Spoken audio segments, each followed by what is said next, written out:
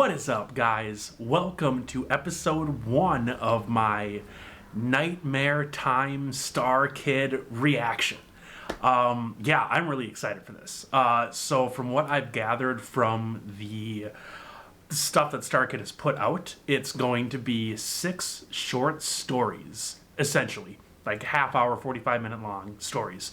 Set in Hatchetfield with, I believe, the characters that we already know and love from Black Friday and The Guy Who Didn't Like Musicals.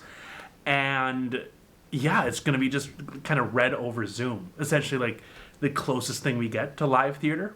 But I also saw that there are 10 original songs spread out among these 6 videos. So that's going to be pretty sweet. Or these 6 stories. So yeah, I'm not 100% sure what to expect. I saw their Zoom reading of the Scream script, and it was awesome. I loved it. It's one of my favorite scary movies, though. But I absolutely loved that. So my hopes are pretty dang high for Nightmare Time.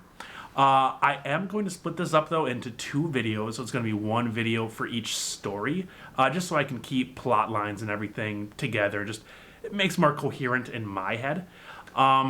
But I will not be releasing, like, I'll do this story and then the second one from this episode. But future ones, I will not react to until they are released on YouTube. Just because, you know, Starkid, they need the money. They have it, you know, you can buy digital tickets to the other episodes. And yeah, like, they're not putting it on YouTube for a reason, so I'm not going to react to it. That just kind of seems like a dick move, so I'm not going to do that. But yeah, I am super duper excited. I would love to say the title of this first story, but I don't know it. But either way, yeah, my expectations are incredibly high. So yeah, let's go ahead and get into story 1 from episode 1 of Nightmare Time. Oh, I am ready to be scared.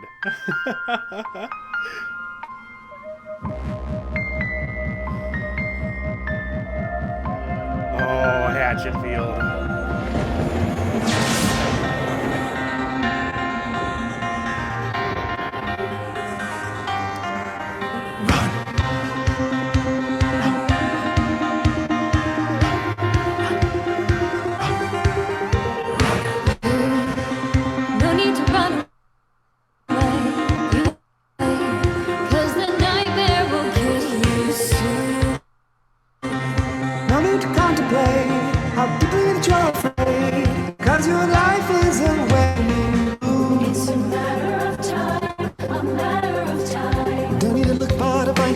Every story you tell, we're in pursuit. It's all in your mind. It's all in your mind. Look behind you. Hey, what was that?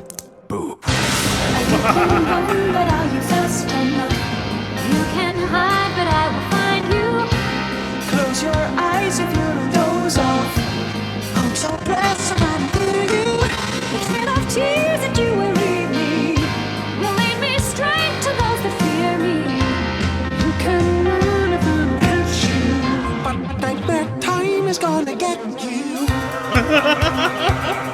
Oh God. Take every precaution, babe. Get out the caution tape, cause the timer is ticking down. Do you even understand the danger that you are in? You're standing on shaky ground. It's a victimless crime, a victimless crime. I'm in your head and you know nothing that you do about it. It's all by design, all by design. Right behind you. Where'd he go? You can run, but are you fast enough? You can hide, but I will find you.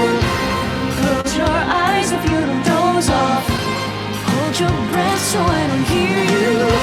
The trail of tears that you will leave me will lead me straight to those who fear me. You can run if I don't catch you, but nightmare time is gonna get you. Run away if you want, if you dare. The nightmare's gonna get you. Just run away if you want, if you dare. The nightmare's gonna get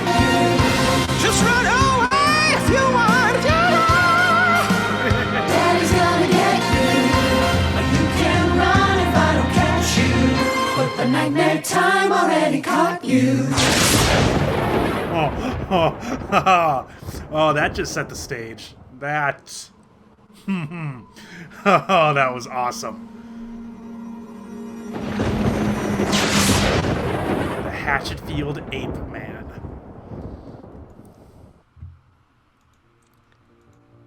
Episode 1, Part 1, The Hatchetfield Ape Man. Witchwood Forest. Dark. Mysterious. The alleged home of some of Hatchetfield's most terrifying urban legends. Bella Muckwab, the Muck Witch. Lumber Axe, the Mad Woodsman. And of course, there's him. Donna Daggett, co-host of Hatchetfield's Morning Cup of News, stands at the edge of a vast, misty grove. I've come here to the Witchwood to talk with one woman who claims to have had her own harrowing close encounter. Must have been 9 or 10 years ago when it happened. Take a holiday here in Hatchetfield. This is Lucy Stockworth, the real-life Duchess and heir to the Stockworth estate in jolly old England. I spied a nighthawk nest in the tree, and the foolish little schoolgirl I was, I wanted to see the birds, so I started to climb. I had nearly made it when a branch snapped beneath me. I was so high the fall would have killed me. I'm sure of that, but he caught me. In those big, strong arms, those arms covered in thick black fur. It was him. It was the Woollyfoot. That's right, Woollyfoot, the Hatchetfield Ape Man. A monster to some, but to Lucy Stockworth, he's anything but. His eyes, they were kind. I knew he'd never hurt me. Miss Stockworth has returned to Hatchetfield every year since the death of her father, in hopes of snagging another glimpse at her elusive savior. And what will you do if you find Woollyfoot again? Oh, I don't know. I don't know. What do you say to someone who saved your life? I suppose I'd thank him in whatever way I could. So there you have it. Is there an ape man lurking in the Witchwood of Hatchetfield? And if so, is he friend or foe? This is Donna Daggett with Morning Cup of News. Back to you, Dan. That's amazing, Donna. Days later, rain drizzles from a gray sky. A black Rolls-Royce pulls onto the runway of a tiny airport. Lucy Stockworth emerges from the back seat and heads for a small private jet standing nearby. Waiting for her at the bottom of the air stairs with an open umbrella is her butler, Rupert.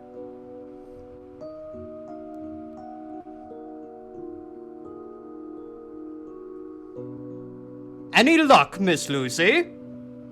Not this year, Rupert. Shame. A dreadful shame. I suppose there's always next year, if other things don't get in the way. Are you all right, Miss Lucy? Yes, it's just the rain. It makes me sad. Maybe this is just a childish dream. Goodbye, Hatchetfield. Maybe forever. You may be done with Hatchetfield, Miss Stockworth, but Hatchetfield is not done with you. Lucy turns to find an eccentric figure the professor! approaching. His hair is white. His black turtleneck clings to his body. Excuse me, who are you? My name is Professor Henry Higgins. And if you'll indulge me and accompany me back to my home and laboratory on the edge of town, I'll show you something that'll knock your stockings off.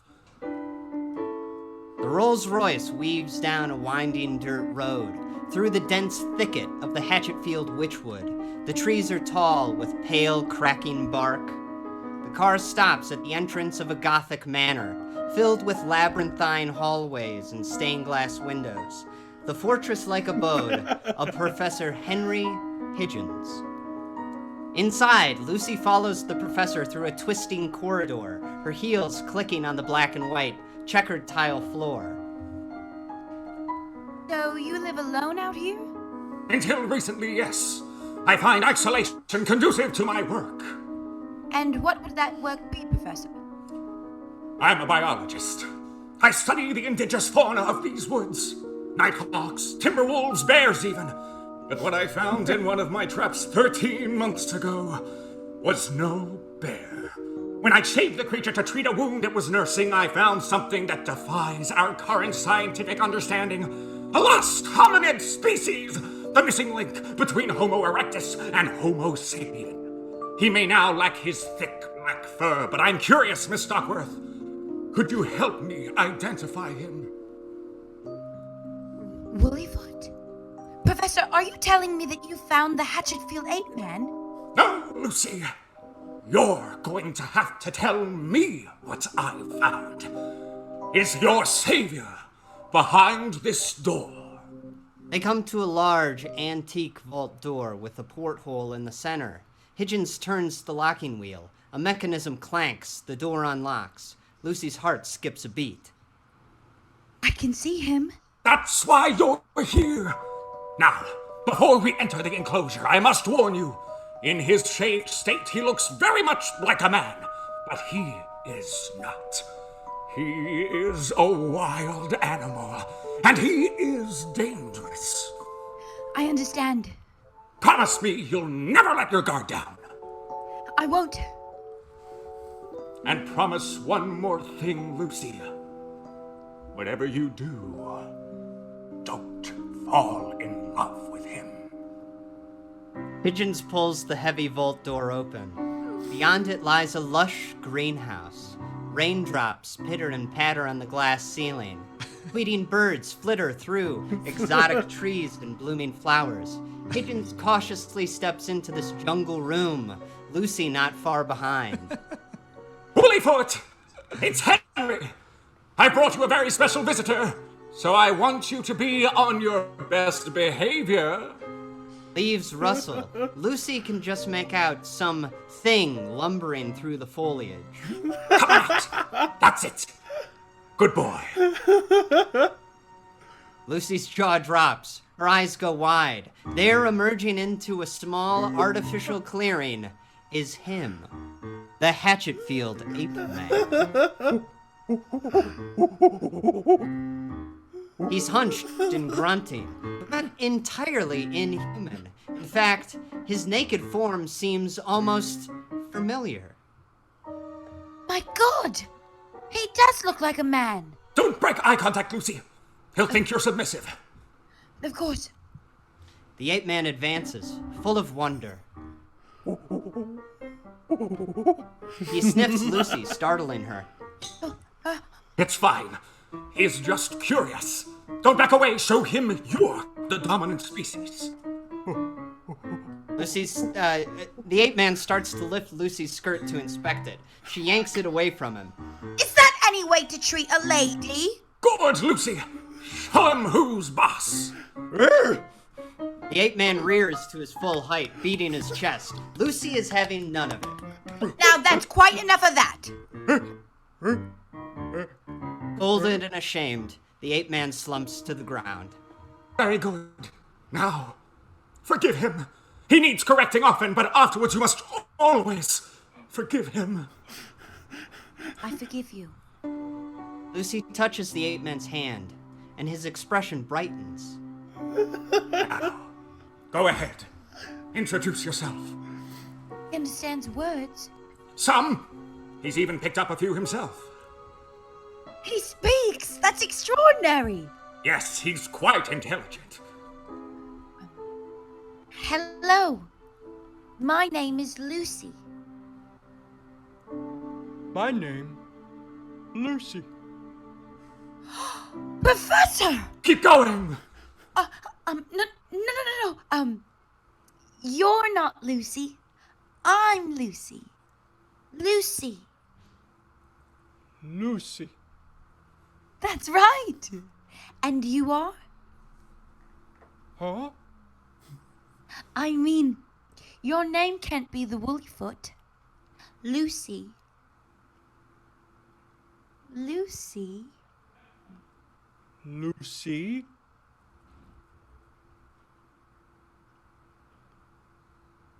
Conk. Conk. Is that your name? I'm Conk. Professor, his name is Conk. Well, that's news to me. I don't know why, but he's opening up to you in ways I never thought possible. It's almost like he knows you. Do you remember me, Conk? Lucy, fall. Conk, catch.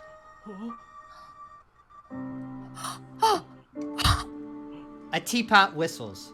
In a cozy kitchen, Higgins hands Lucy a cup of Earl Grey.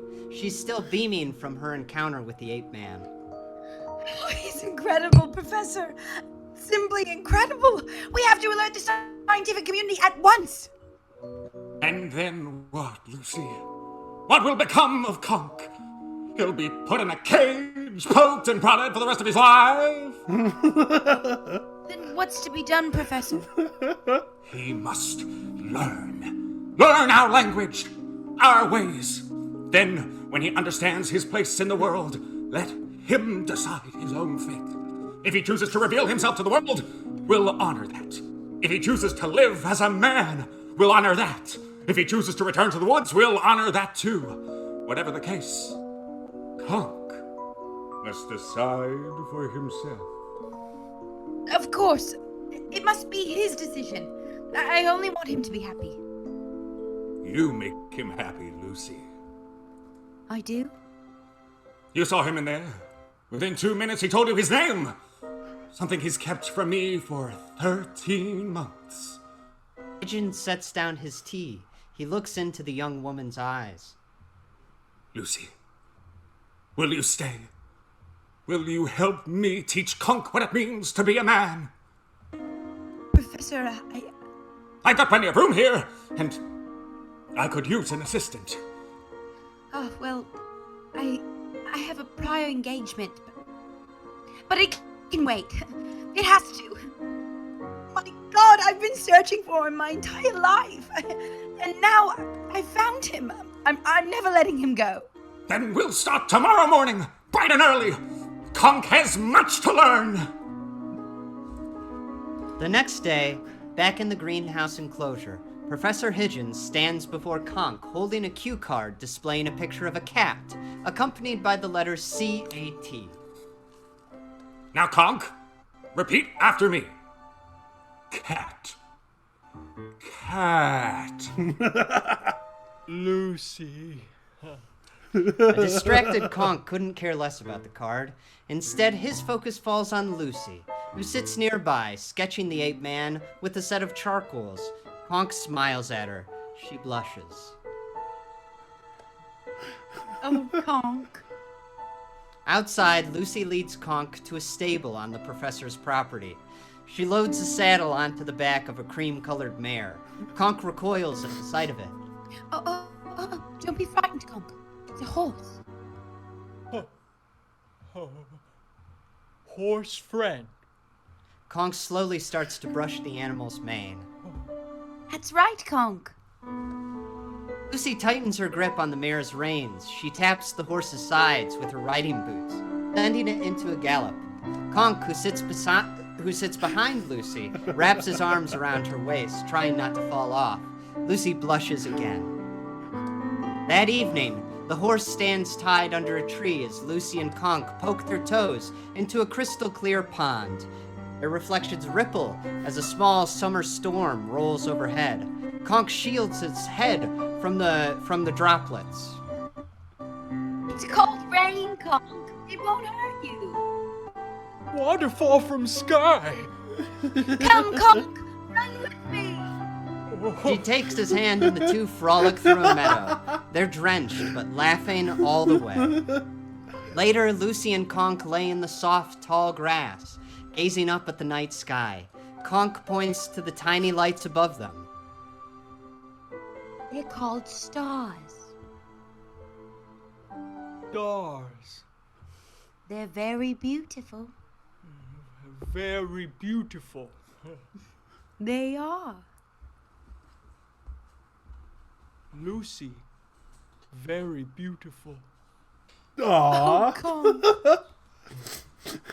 Days later, back in the greenhouse, Conk sits beside Lucy, inspecting a picture of an old-timey gentleman offering a handful of flowers to a very handsome lady.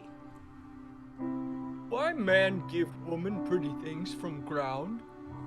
It's a bouquet. A man gives it to a woman when he loves her. Love?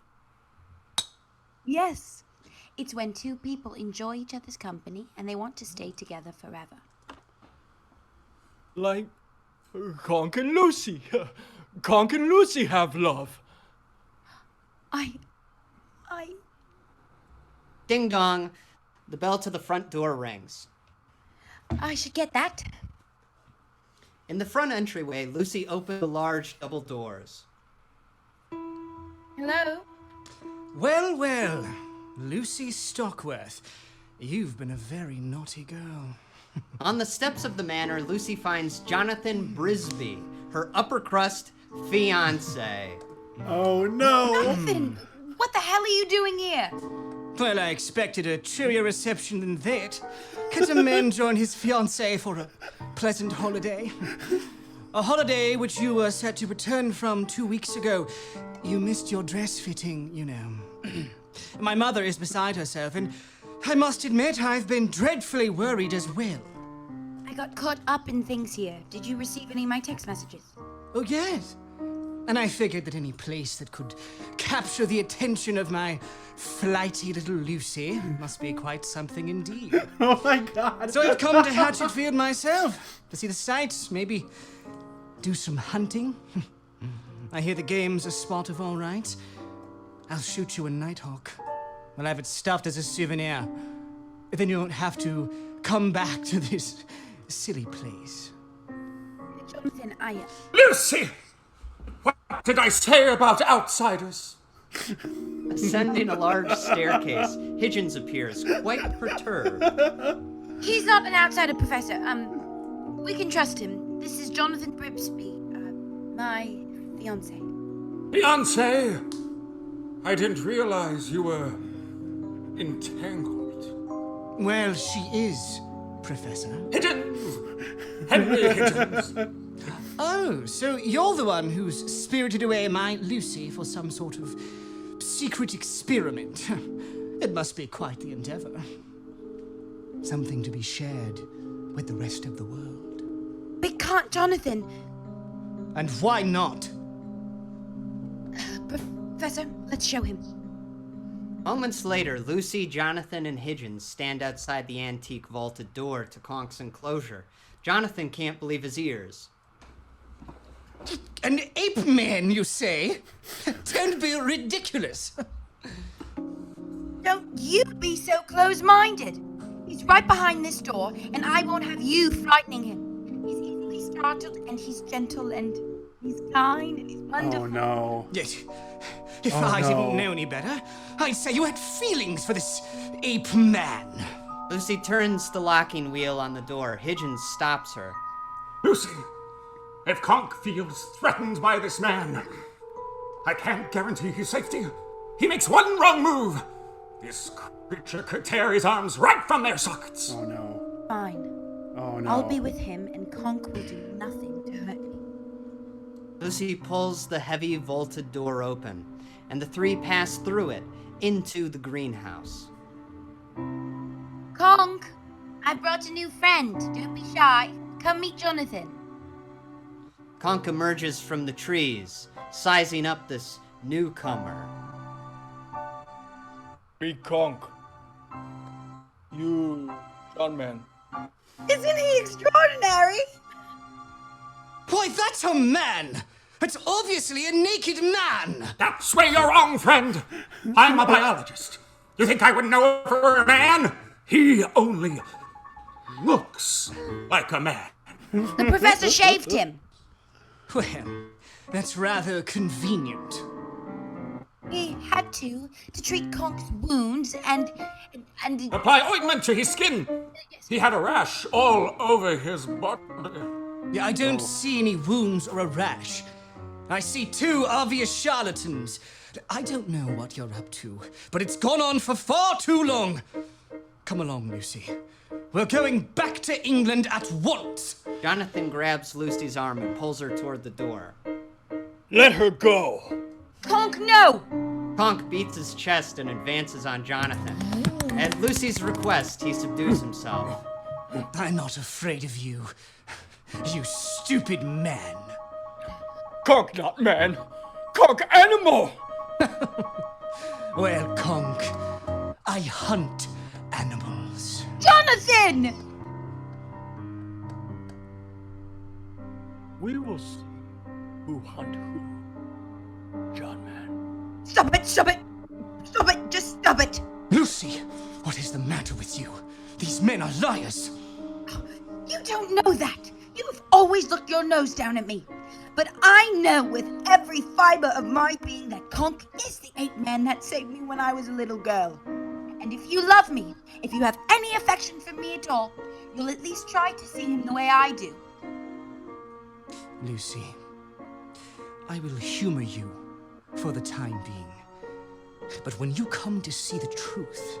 Oh, I do see the truth. About him and about you. What is that supposed to mean? Lucy removes a glove, revealing a ring. A ring she begins to twist from her finger. What are you doing with that engagement ring? Don't drop it on the ground. It's been in my family for generations. Lucy? Lucy! Lucy drops the ring and storms off. Jonathan picks it up and runs after her, leaving Higgins with Conk. The professor watches them go, then lights a cigarette.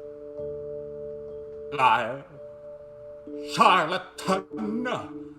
Obviously a man. What do you say to that, Conk? He offers the cigarette to the ape man, who drops the act, bolts upright, and grabs it. Woo! I'd say that was a fucking close one, Hidge. Woo! Well, that's what happens when you ad-lib. Ted. Conk, where'd you come up with that name? The Flintstones? We agreed the ape man's name would be Chumby. That's the name of an ape man. Chumby. Well, I'm sorry, alright? I blanked and Conk was the first thing that popped into my head. I knew I should have played the ape man and you should have played the professor. It's just that the professor seemed like such a meaty role and... Damn it! I guess it isn't how many lines you have, but what you do with them. Ted puffs the cigarette and pulls on a robe he has hidden in a hollow stump. So sue me, man, alright? I flubbed the name. Lucy doesn't seem to mind. You see the way she looks at me? I told you, there's no denying the sexual charisma that radiates from this, alright?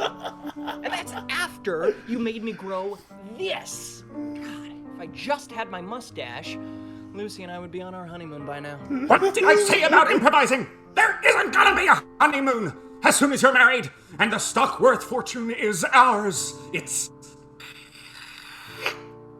for Miss Union Jack. Of course, the fiance complicates things. Yeah, where'd that asshole come from? Hey, maybe he's pulling a con too, huh? Maybe he's not really British. Oh, he's British, all right. Did you hear him? You can't fake an accent like that. I'll deal with Mr. Brisby. And you, Conk, you stick to the script. Pow! Deep in the witchwood, Jonathan takes his best shot at a nighthawk perched on the branch of a tree. The branch splinters, but the bird flies off unscathed. Damn. Nearby, Higgins leans on his own rifle, lighting a stogie.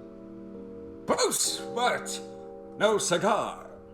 You're going to have to be quicker than that if you want to bag yourself a nighthawk. They are wily birds. Unamused, Jonathan lowers his weapon, and the two hunters trudge further into the forest. Speaking of wily birds, what the devil do you think you're up to, Professor Higgins? If you are, in fact, a real professor. Heaven knows you don't have a real ape man. Ape or not, Lucy has got a new man in her life, and it's got you shitting peach pits. Tell me, Jonathan, is your concern for Lucy or that sweet, sweet Stockworth estate? Why can't it be both? I fully intend on becoming the Duke of Stockworth, and no half-rate professor and a shaved monkey man are going to stand in my way. There really is no fooling you, is there, Jonathan? It's true. Conk is not the Hatchetfield Ape Man. He's just a guy named Ted. I knew it! You liar! You dirty, dirty man! You've been filling Lucy's head with nonsense for weeks. Well, when I get back to the house, I'm going to expose you.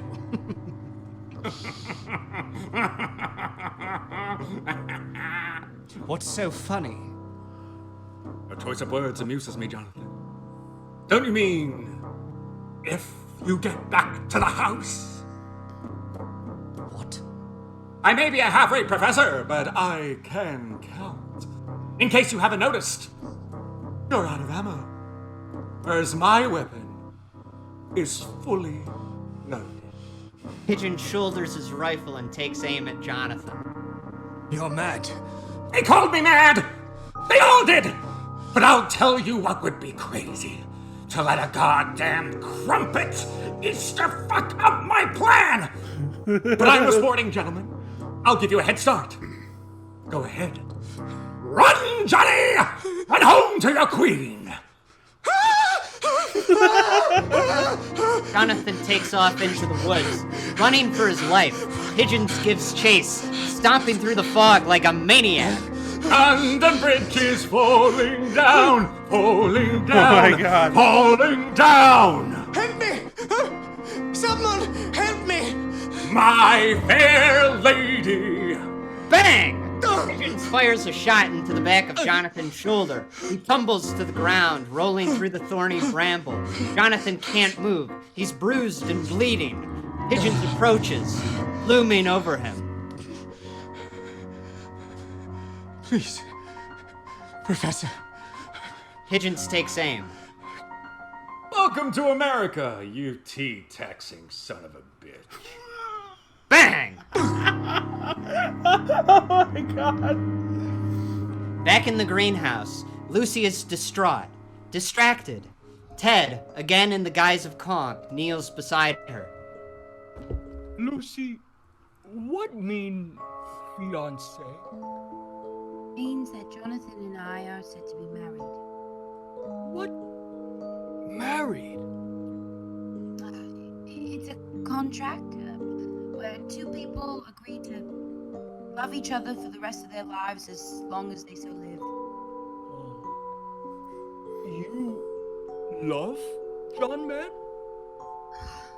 Conk, it's complicated. Ted takes her hand, laying it on thick. No go with John Man. Lucy, stay with Kong. I should really go find Jonathan. Good luck. He just took off. In the doorway, Higgins stands back from the hunt, his gun in hand. Took off? What do you mean? Said something about going back to England and you being crazy and the marriage being off. Basically, go fuck yourself. No, that can't be. I have to get this straightened out. Lucy runs off, back to her room. Ted furrows his brow. Lucy's sad. Of course she's sad. Her fiance is feeding the worms. You killed him. You killed him! I took care of it. Don't worry.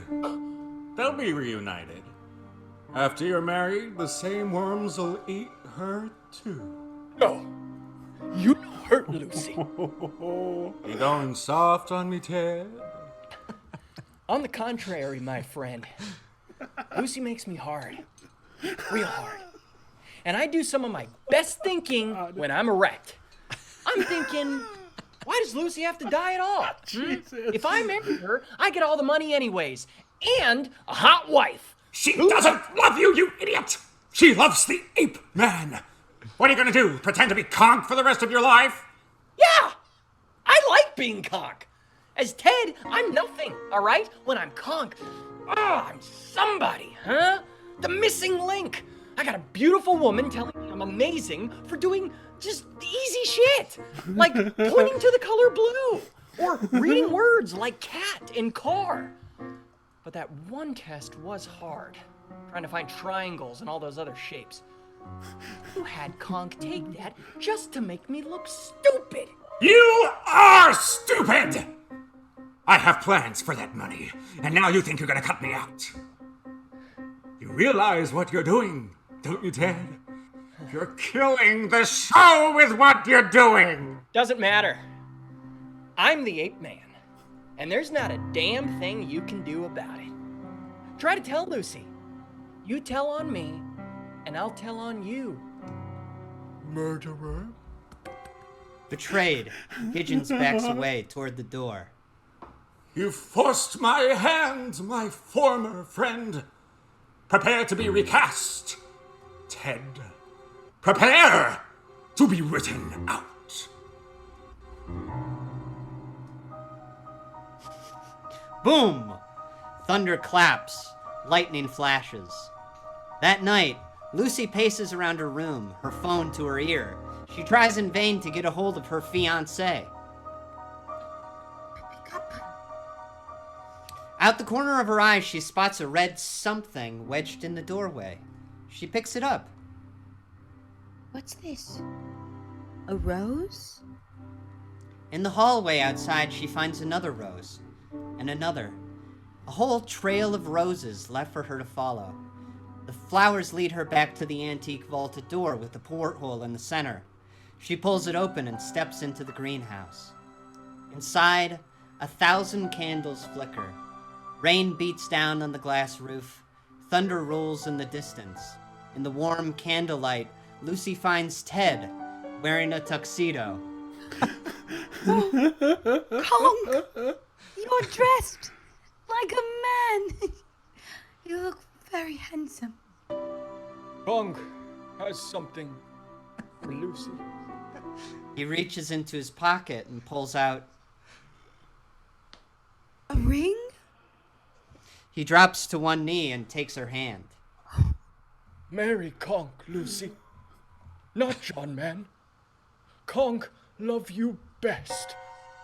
Marry Conk. Oh, Conk. Oh no. Okay. So, we, From the darkness, Higgins emerges. No, marry Conk! Lucy, marry me. He's completely naked and swaying his arms over his head like an orangutan. Professor? Not Professor.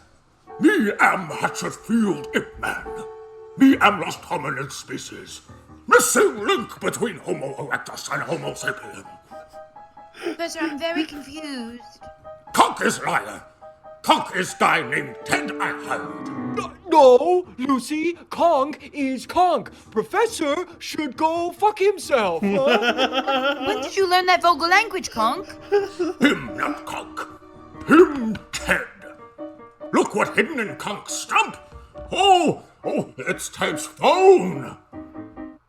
Higgins pulls an iPhone from the hollow stump where Ted and his things. The professor starts scrolling through Ted's pictures and apps. Stop it. Stop it. Look, Ted's Facebook, Ted's Tinder profile, Ted's Pornhub premium account. Conk, what are you doing with the phone?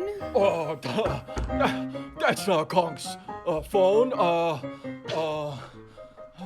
Shit. It's hopeless, Ted. You never learned how to yes and. Lucy, I can explain. What? No, that can't be! Oh, but it is. And you're not going anywhere, I'm afraid. Not until that stock worth fortune is mine. Before Lucy can reach the door, Higgins retrieves a handgun. He's hidden under a fake rock. He points it at Lucy. So you can either marry one of us, or you can die. Lucy makes a break for it. Higgins pulls the trigger. Bang! Lucy! Ted dives into the bullet's path. Oh! He goes down, blood spilling from his gut. Lucy grabs Ted and drags him from the greenhouse. Before Higgins can get in another shot, Lucy slams the vault door shut. She whirls the locking wheel, trapping the professor inside. Higgins rushes the door and presses his face against the porthole. There's madness in his eyes. Lucy! Open this door! Let me out! Let me out!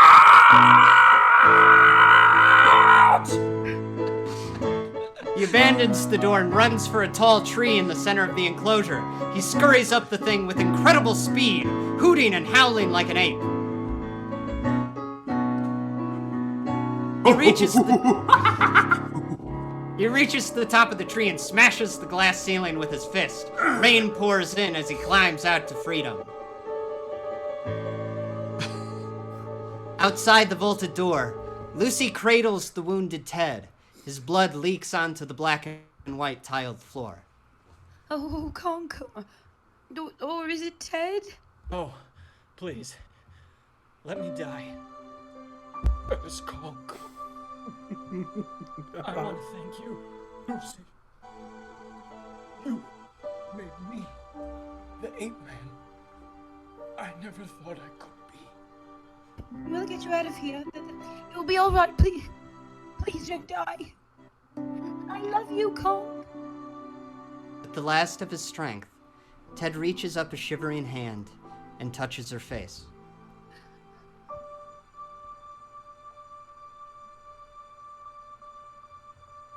His eyes roll back. His hand falls. He goes limp in her arms. Dead. Lucy holds him and weeps. Until BANG! A nearby door explodes open. An enraged Higgins kicks through the debris, a smoking shotgun in his arms. Lucy! I'm home! Lucy struggles to her feet and runs for it. Professor Higgins hobbles behind her. She rips through the manor's winding corridors, knocking over chairs and vases behind her. Anything she can do to slow down her pursuing assailant. Professor, please, just stop. Lucy! You got some splaining to do! She finally reaches the front entryway. She throws open the large double doors and hurls herself out into the storm. Wind whips her face. Rain comes down in buckets. She bolts for the deep darkness of the Hatchetfield Witchwood.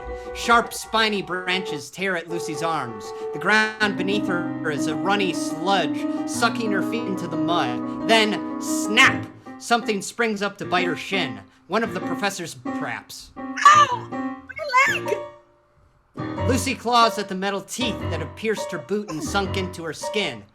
As she struggles to her feet, Higgins creeps through the subsiding rain. All right, Lucy.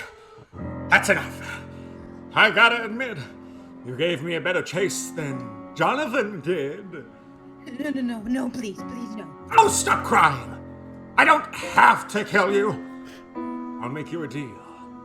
I'll let you live. As long as you sign this check. The storm dies just in time for Higgins to reveal a check. He holds it out for Lucy to see. See? I'm not completely unreasonable. I'm not greedy either. All I want from you is $30 million. Just enough to fund my musical. Working Boys. Would you like to hear the pitch? Fucking go for it. The spotlight on me. I'm sorry, I can't. Oh, God. Oh, what do you gotta do that's so important that you can't spare a few minutes to listen to a pitch, huh? No. I mean, I can't give you the money. What? I spent the stock-worth fortune in my search for the Ape Man. Why was Jonathan trying to marry you? For my title. I mean, I was trying to marry him for his money so I can continue my search. Oh, you idiot! You goddamn idiot! As Hitchens raises a shotgun and takes aim, Lucy grabs a nearby fallen branch and swings it with all her might. Wham! He tumbles into the mud. Lucy uses the stick to pry open the bear trap. He scrambles to the nearest tree and starts to climb as Hitchens crawls to his feet.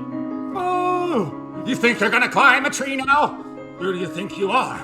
Becky Barnes? That's a bit of Hatchetfield lore for you. One time Becky Barnes climbed a tree and she didn't come down for 2 days. But she had to come down eventually. Just like you gotta come down. And when you do, you're gonna listen to my pitch. Then I'm gonna pump your guts full of lead! Please, someone help me, please help me! No one can hear you! You were stupid enough to follow me out here into the middle of the Witchwood! Just like you were stupid enough to believe in the Hatchetfield Ape Man. There is no Ape Man. Hear me? There is no... Oh! Suddenly, Hitchens is lifted into the air by a huge, hairy figure. This monstrous thing takes hold of the professor's arms and starts to pull. Oh my god! No! Not my arms! Not my arms! Plop! Hitchens' arms are ripped clean from their sockets. He plops to the muck below with a sopping, bloody thud.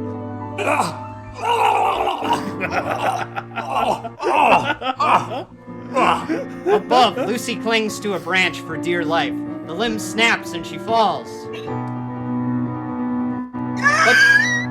But she's caught by a pair of big, strong arms, covered in thick black fur. Oh my! You saved me. You fall again, Lucy. He looks up into the eyes of her savior, the kind, almost human eyes of Woollyfoot, the real Hatchetfield Ape Man. It's you. It's really you. I've been looking for you all my life. Tell me, what's your name? Chumby. Chumby. God damn it. Lucy curls into the ape man's embrace, and he carries her off into the mist.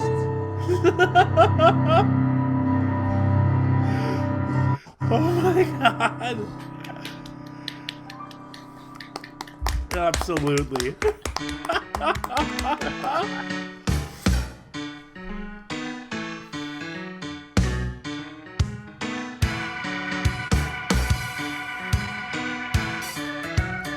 Here's a little story about the Hatchetfield Ape Man. He was born someplace in the fucking woods. He is tall, he is short, he is good or bad at sports. The point is that nobody knows all I know about the Hatchetfield Ape Man. He's an ape man.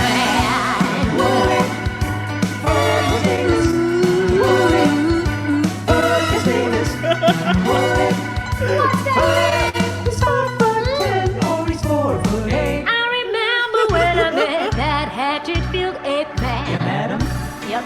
You met him? We talked politics and how we leaned left and right. He has 2 left feet, but he dances the can-can. He can? Are you even listening? He can? He weighs 2 tons, but he's rather slight. Nothing? Okay, he eats meat, he eats grass, he gets tons of ape ass. And honestly, why do you care? If you want to know how the legend himself began, ask the ape. This is so stupid, he's not even real. Man! His name is... His name is... He's a real nice guy that can rip off your face. Wait, what was that? He can rip off your face? No, he can't. Wait, seriously? Rip off your face? Are you fucking high? Oh, Jamie. That. All right. Watch your world next time. That was so good. That was so funny. The songs were not only funny, but they were amazing. It's what I expect from Starkid. Oh my god, that is so cool. Okay, let's get big. That was so good. That was so funny. It was so well done. Like, I gotta say, Nick Lang is doing a great job with reading the scene directions. Because that really, when you're doing a stage reading like this, especially to something that you don't have like a movie as like basis for, that really sets the entire scene. And Nick has been absolutely killing it. But what else sets the scene is that opening number. That was so good. Like, I need to find a version of just that so I can listen to. Like, Starkid, put it up on Spotify or something. Please. Because that was great. That was absolutely fucking amazing. I don't know if I would consider it to be like an opening number of a show, but it was really, really well done. The actress that played Lex in Black Friday, I cannot remember her name right now, but she did a really good job in this one. And honestly, I was a little bit nervous because when I watched the Scream Zoom reading, I didn't really think she did that good of a job as Tatum, who is actually one of my favorite characters from Scream. She pretty much just played Lex from Black Friday. And it made me kind of apprehensive. I'm like, oh no, can she act? Or is it just the Lex character over and over again? But this totally proved to me, like her as Lucy, totally proved to me that she can act. She can fully act. And she did a really, really, really good job. Joey, obviously, was incredible. Him as the fake werewolf thing was awesome. It was so good. But is he Paul's co-worker from the guy who didn't like musicals? The sleazeball. Like, is that him? Because I'm pretty sure his name was also Ted in The Guy Who Didn't Like Musicals. I know this is, I'm assuming, a different universe, much like The Guy Who Didn't Like Musicals and Black Friday were in the same town, same characters, but in a completely different universe. It's what I'm assuming this was, but yeah, I hope that Joey was Ted, the same character, because that would just be a fun little wink. But this was great. Kurt Mega he was so funny as the fiance. His accent was really good. I really enjoyed it. Oh God, what did they say about it too? Like, oh no, he's definitely British. Nobody can fake an accent that good. Nobody's that good of an actor. And the fact that he totally called it right away. Like, that's not a fucking ape. That's not even a shaved ape. That is just a dude. And I didn't even want to believe him. Like, I didn't believe him when he said it. I'm like, nah, dude, you haven't been here. You haven't been here through the whole miracle worker type thing between Lucy and fucking Conk. Like, if you were here for that, then you would know that he is totally a monkey. But he wasn't. And Kurt was right. Kurt was absolutely right, and I was wrong. I was wrong so many times during this. Like, I am glad I did not, like, vocally be like, oh, this is totally what happened. Because I would have been wrong so many fucking times. Like, no, man, that was so much fun. Like, I was completely enthralled the entire thing. And with a Zoom reading, I wasn't sure if that was going to happen. Honestly, part of me thought that I would have to watch like most of it like with my eyes closed to do the whole imagination thing. But no, wasn't necessary. Again, because not just the acting was super good, but the stage directions as well. So yeah, Nick Lang, super well done. I feel like I have to ask though, once COVID is all like done, hopefully that will happen. Are they going to redo these stories on stage just to give us like a stage adaptation of them as well? Or are they just going to stick to Zoom?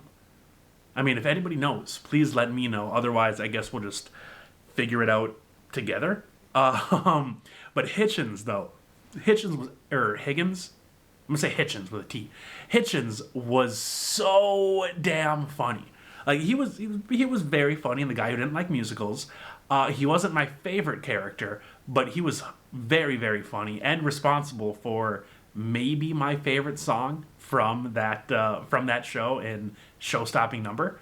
But in this, he was great. He was so over the top and so silly. And honestly, at the end, part of me, I don't know if I actually believe this or if I just wanted to believe it, but part of me was like, dude, Professor Hitchens actually might be the fucking Ape Man. Which was obviously wrong, but oh my god, it was really good. And you don't get that. Like, I would never have assumed that would have been the case unless he was a really good actor, unless he sold it. I don't know, maybe everybody else, maybe you guys all were like, that's obviously a lie. But yeah, something about his acting there at the end, like climbing out of the building when Lucy locks him in, like, holy shit, this guy could be an ape. A shaved ape. But then, why would he need Joey Richter's character? It loses everything the moment you put a second worth of thought into it. But at the time, I was very shocked. And just, yeah, incredibly confused, but in a good way. Jeff, obviously great. Jeff, fantastic. I noticed a little bit of technical difficulties there at the beginning, though. I'm pretty sure that he was supposed to be the chauffeur as well. I mean, he got the fancy chauffeur jacket on, and then it looked like his mic wasn't working. And then I think it was Nick Lang had to then read that part. So that was a little unfortunate, but him as the Ape Man was great. And then him and Jamie in the song at the end about the Ape Man of Hatchetfield, it was great. The music is so good. I'm assuming that, oh man, I want to say that it's probably Clark that did it. Clark Backstresser or something like that. But when I saw the actual dude in the Zoom window who was playing the piano, like, that's definitely not Clark. So, like, who is that guy? Does, like, Clark write the music and then he performs it? Or is he, like, the new Clark? If anybody knows, please let me know. Because, yeah, the music thus far has been really, really good.